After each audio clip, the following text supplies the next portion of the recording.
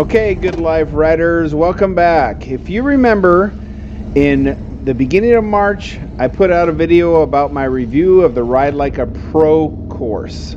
I took the course in January, and I thought I was doing pretty good on the course until I got to this snowman.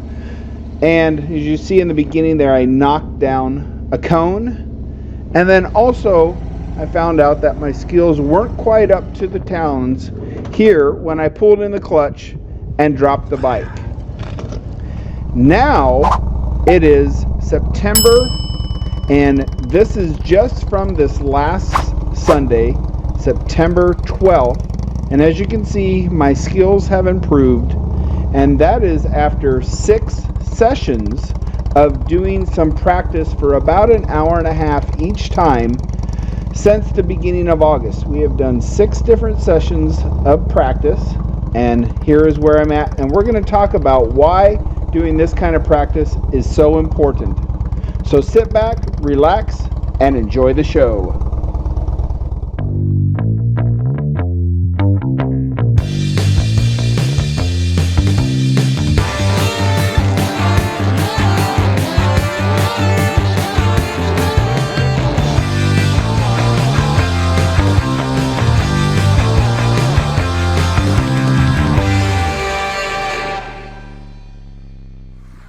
Hey, good life riders, welcome back. Today we're doing a little bit of our skills riding practice, and I've got my brother who has watched all of the Ride Like a Pro videos, read the book, and now he's going to actually practice for the first time. This is the first time he's ever done these skills.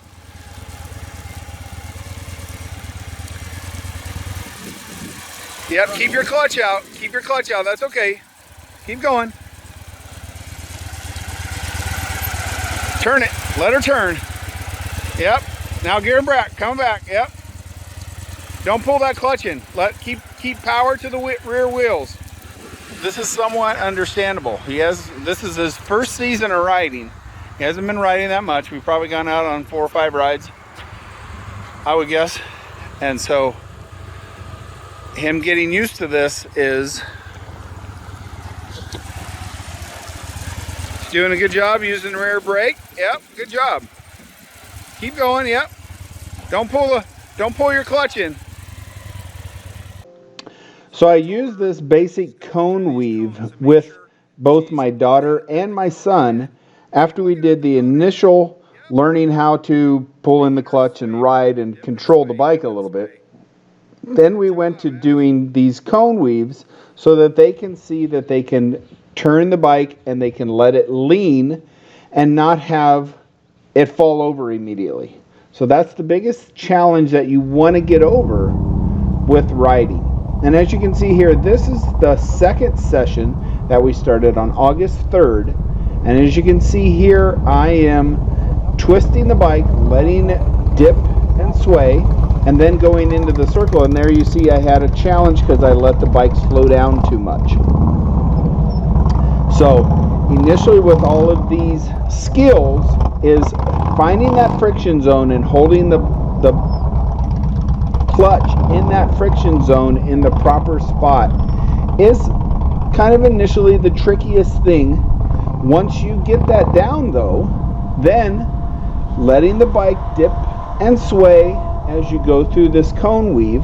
Each time we do these, we go about 12 feet apart. You can go out to 15 feet, but you'll find out those 3 feet make it a lot easier to do.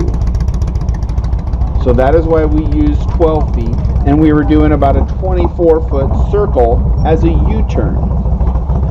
So this is generally always the first skill that you want to, the first exercise that you want to do, and the first set of skills you want to learn is that you can lean the bike just nice and easy as you are like dodging around something in the road. So here I am back on the 13th doing it for my brother, showing him how we're going to do it, and then doing the U-turn there at the end. We did a 24-foot square and set it up for a U-turn. So there's the view from the camera on the ground, and now I'm going to give you the view from the camera on my bike. And as you see here, I usually always try to start out from a corner, like you're starting out at a stop sign to make a turn. And then doing the dipping and swaying, turning the handlebars and letting the bike fall and turning it back and forth. The key though is keeping the throttle going so that then you have power to the back wheels. Okay, go back this way. We're 15 feet apart now, so it gives you a little more room. So here we are, and he's doing with the cones spaced out at 15 feet apart. And the biggest challenge is, again, still he doesn't want to lean the bike.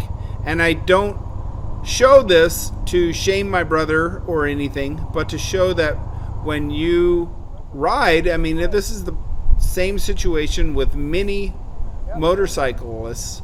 When they have such a fear of dropping their bike, they don't realize that it will lean and that the momentum will keep the bike up, and that they can get greater skill and more confidence by doing these skills. I think that's the biggest thing. So I show my brother here, I take his bike and ride it and show him how it leans, and he can let it dip and sway to go through the course. And I ran through it a couple of times. Here I let it dip a little more, and the confidence for me in this is I probably couldn't have done this a few months ago, where I just picked up somebody else's bike and went and rode it and did this right from the get-go. I not only was able to do the cone weave just fine, I was able to do the U-turn with no problems either. I know I hit that one cone, but it was off a little bit already. But then I was able to go through and take the bike and do the offset cone weave. We had it set pretty wide, so it was a pretty easy cone weave, but still, as you can see, I'm leaning the bike, and this bike leans wonderfully and has really, really good low speed maneuverability and stability. It stays up really well. And I tightened the balls back up to 12 feet, trying to get him to lean the bike more. I had him do some circles. He's still not wanting to lean the bike. He's still kind of scared to lean the bike. So we're working through that. Let your speed get up. Hold her in that area. Just hold her in that area and keep going.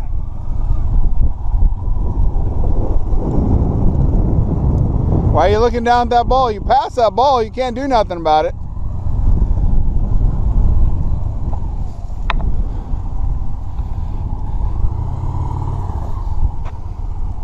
Once you've committed to where you're going, don't worry about that one. Go to the next one. Now go to the next one. Go to the next one. You've already committed to this one. Yep, keep going. Keep going.